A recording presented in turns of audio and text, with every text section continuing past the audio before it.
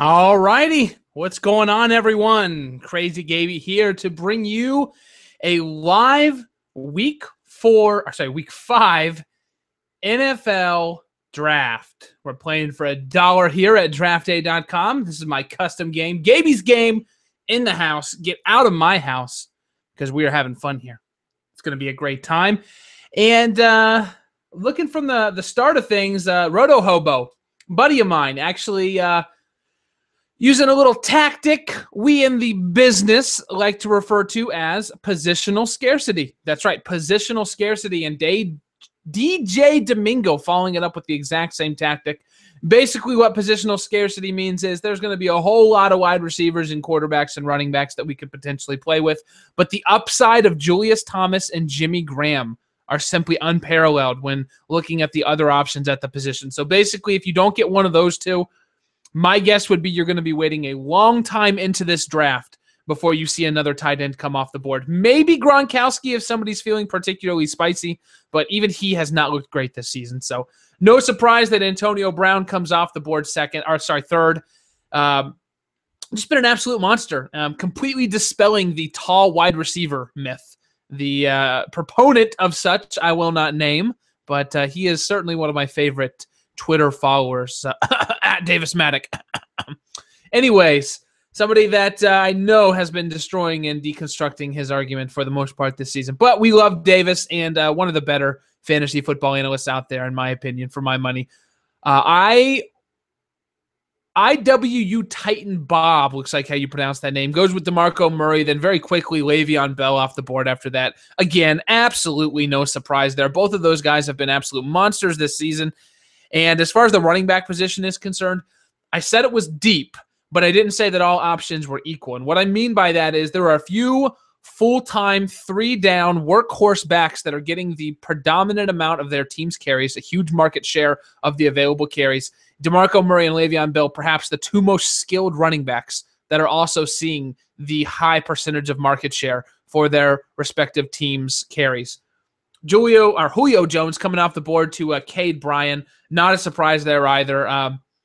He's a name that you definitely expected to see in the top 5 before the season began. Antonio Brown, not somebody you expected in the top 5. You definitely knew that he could be in the top 10, maybe flirt with top 5 potential. But the number 1 overall wide receiver after 4 weeks was not somebody. It's not something I think anybody was really considering. So Rashad Jennings off the board, absolute workhorse. Andrew Luck, your overall leading passer after 4 weeks. I'm not sure that's surprising anybody, but his ascension to the upper echelon of the NFL this quickly, maybe a little quicker than most people expected. And then Martellus Bennett off the board. Not a big surprise there.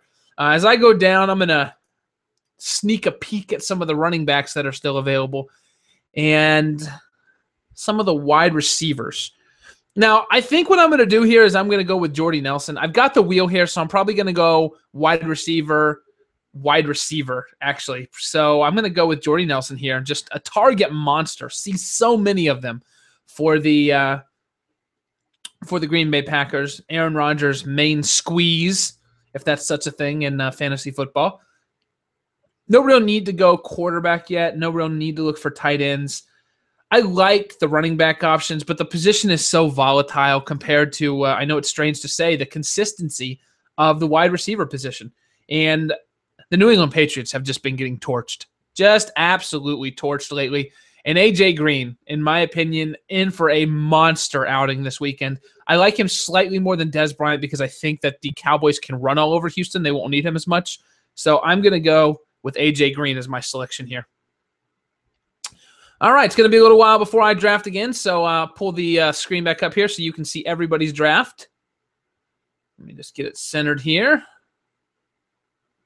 And click this nifty View Full Draft button, and now we can watch all the picks as they come through. So it's going to be very interesting. Dez Bryant off the board. Like I said, Dez Bryant was really close, neck and neck with A.J. Green, in my opinion. The one distinguishing factor, just the Cowboys likely going to be able to run all over the Houston Texans. Houston not been great against the run at all this season, and they might not need to throw it as much. Maybe give Tony Romo a little bit of a reprieve with that bad back and everything. So I like A.J. Green coming back out and just being a complete monster against a tattered New England Patriots defense. Giovanni Bernard off the board. Don't call him Gio In fact, he hates the name Gio. He wants to be called Giovanni. So that is a heads up for all of you who may end up at a football game asking for an autograph or such, or maybe you see him in public. Do not yell, "Hey, Gio, can I get your autograph?" Make sure you yell Giovanni. Just 2 cents added in there.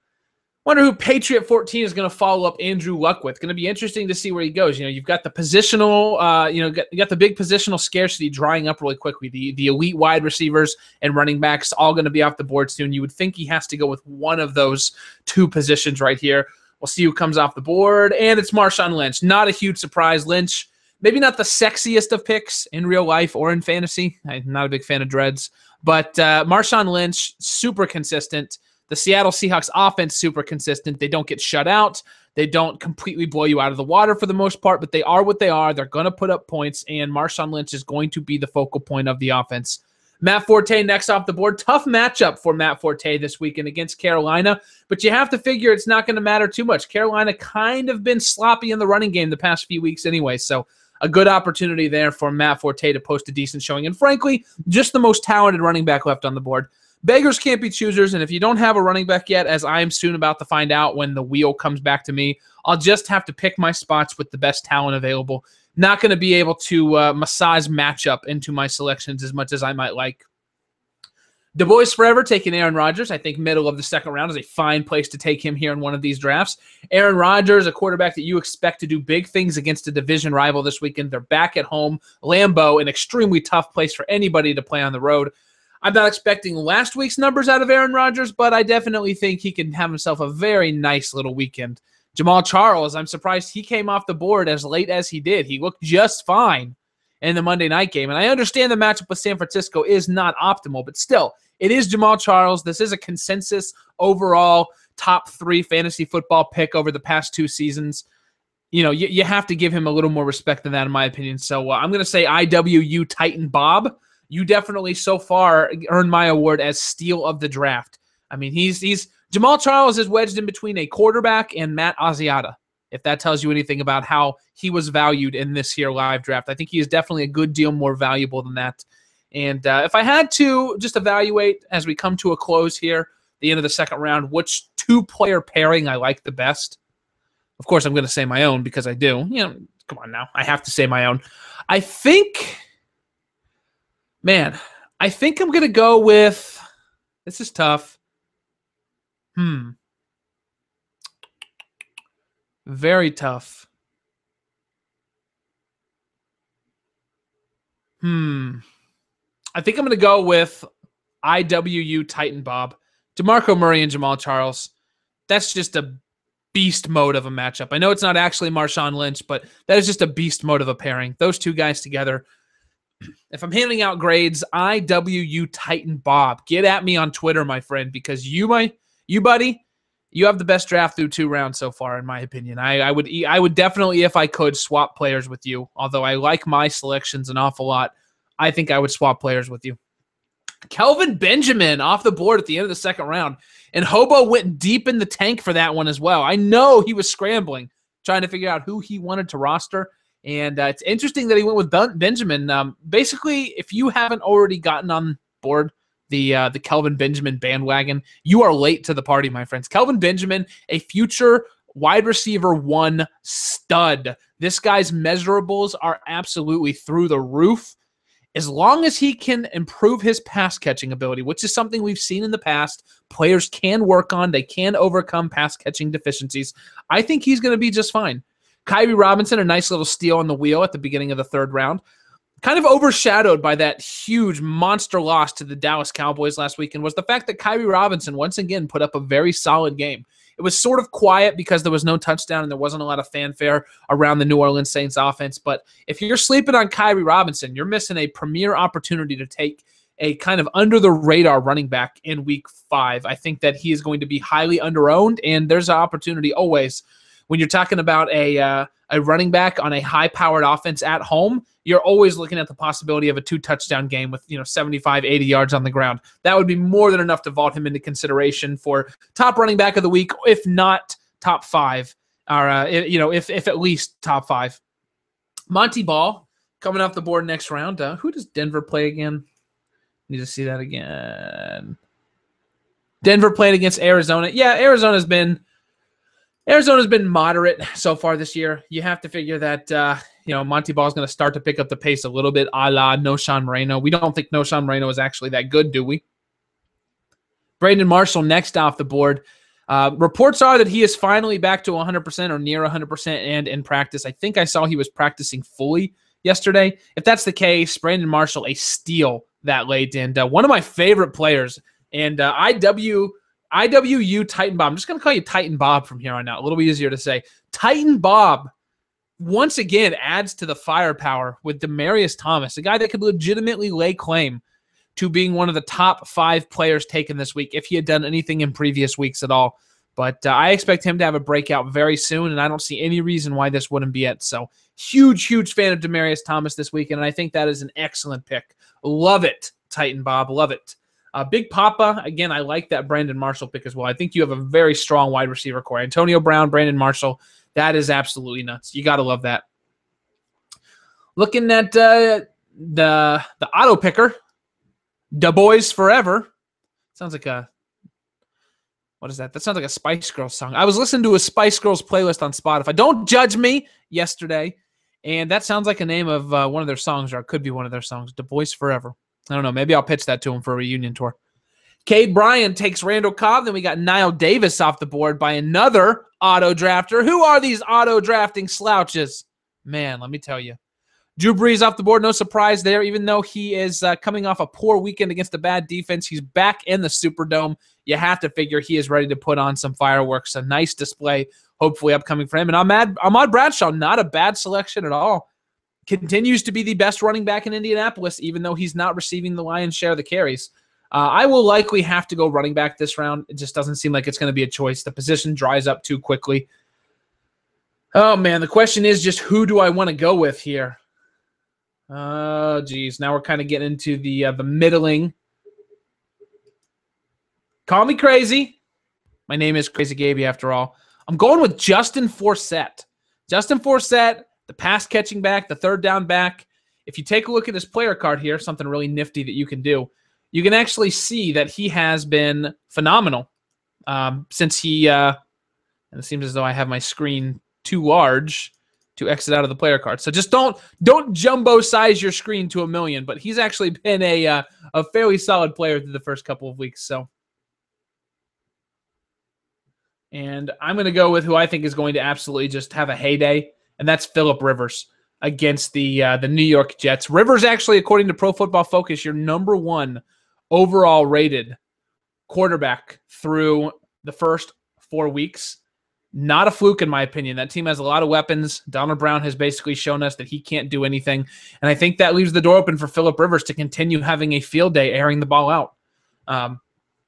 As we go a little bit further in the draft, when we get to the tight end position, if I need somebody to fill out the roster, I'll definitely be fine pairing him up with Antonio Gates. That will not bother me in the slightest.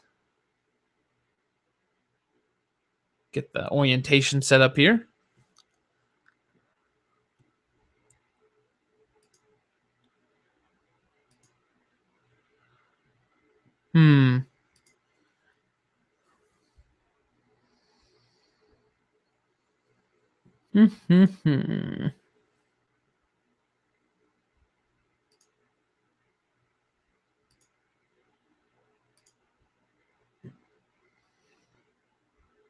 Let's see. Got lots of interesting selections off the board here. Definitely Keenan Allen. I love him being paired up with Phillip Rivers. I think he's going to continue to be one of the bigger sleepers as we move forward.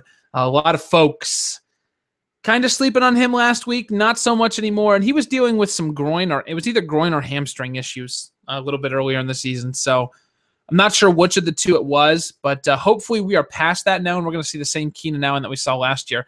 Calvin Johnson, crazy that he is going this late, but he does not look anywhere near 100%. That could end up being one of the worst picks in the draft or one of the best picks in the draft. A lot of volatility there, but Patriot 14, auto drafting. So obviously he is oblivious to the possible variance that could occur with that selection. Alfred Morris, Fine, doesn't catch many passes, but fine out of the backfield. He's actually been surprisingly solid this year, getting a lot of carries, especially when the game isn't in a passing situation. Jeremy Maclin,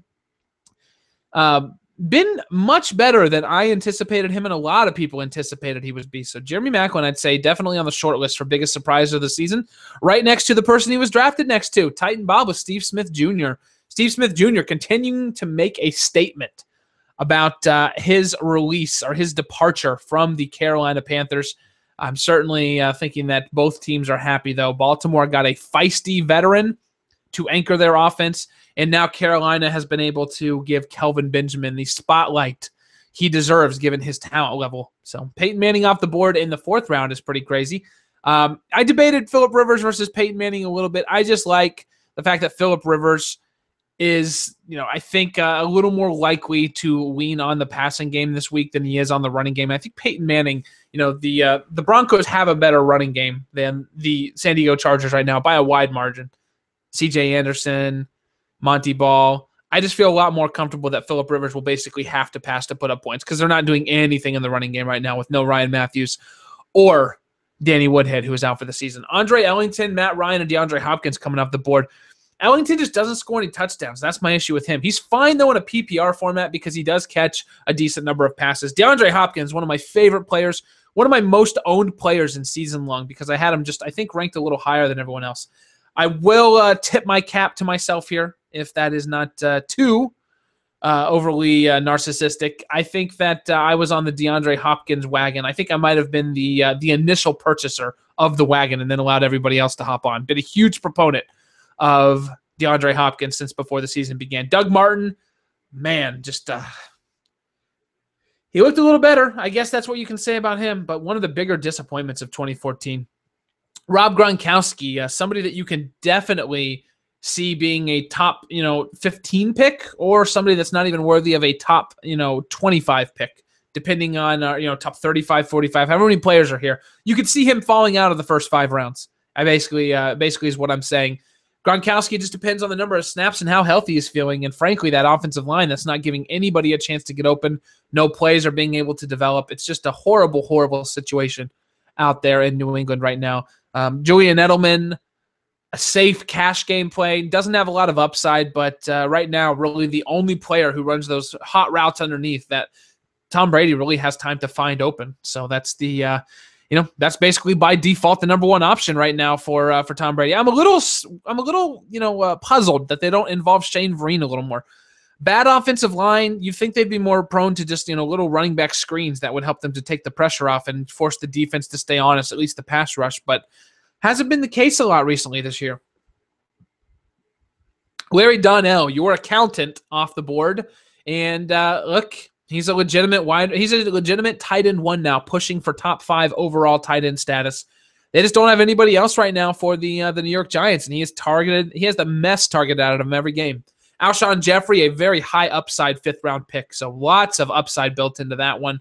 And only a couple more selections till my last pick. I got to go with a running back here, or till my next pick rather. I got to go with a running back, and then I got to fill out my tight end position. So I'm probably gonna look towards one of these bargain bin tight ends here. Let's pull it up and see how we're looking. Well, out of all these options, and I don't think it's particularly close, it's got to be Greg Olsen in my opinion. I like what Delanie Walker has been doing this season, but Greg Olsen's so damn consistent. Yeah, gonna go with Greg Olsen here. And then got to fill out with one last running back, so it's just going to be the best of a bad bunch. Kind of scroll down and see what my options are here.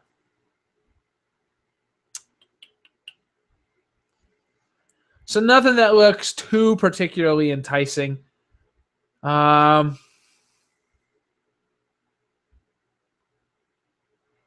trying to think a little bit.